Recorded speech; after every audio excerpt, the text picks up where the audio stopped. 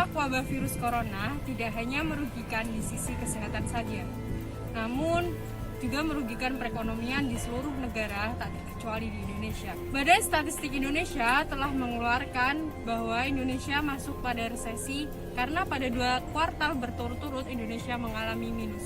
Tidak hanya di masyarakat kota, namun juga di masyarakat di desa. Kecamatan Kedewan, Bojonegoro, Jawa Timur, salah satu yang terkena dampak dari COVID-19. Banyak masyarakat yang dominan bekerja di buruh dan para petani. Banyak hal yang dianggap merugikan bagi masyarakat di desa ini. Berikut penjelasannya.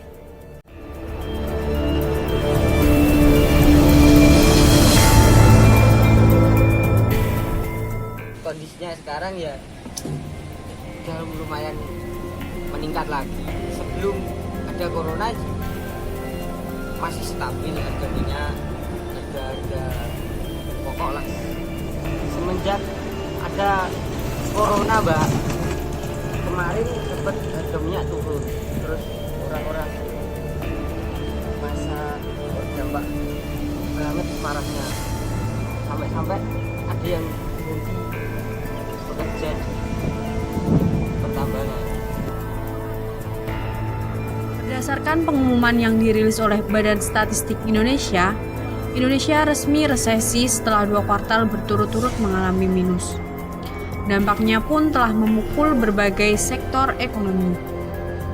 Bank Indonesia menyebut pandemi virus corona yang meluas ke seluruh dunia telah berdampak pada meningkatnya risiko resesi perekonomian global pada tahun ini.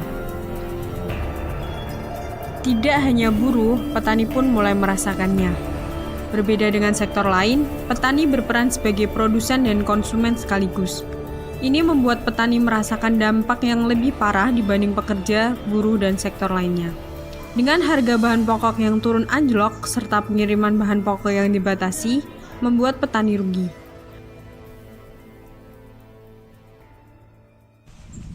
Modal awal untuk membeli pupuk, membeli bibit, membeli segalanya keperluan, obat-obatan pada saat waktu panen tidak sesuai dengan hasil yang diinginkan. Akibatnya banyak lahan-lahan petani yang terbengkalai karena tidak memiliki banyak modal untuk menggarap lahan. Solusi resesi bukan sekedar terletak pada masyarakat semata dengan mendorong mereka untuk berhemat, menabung, dan sebagainya.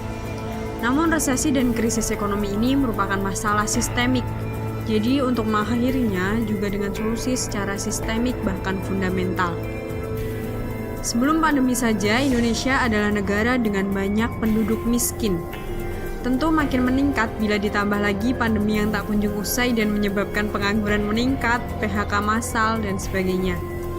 Kondisi tersebut secara otomatis menggerek peningkatan angka kemiskinan. Bagaimana mungkin bisa hidup menabung kalau untuk hidup saja sudah pas-pasan?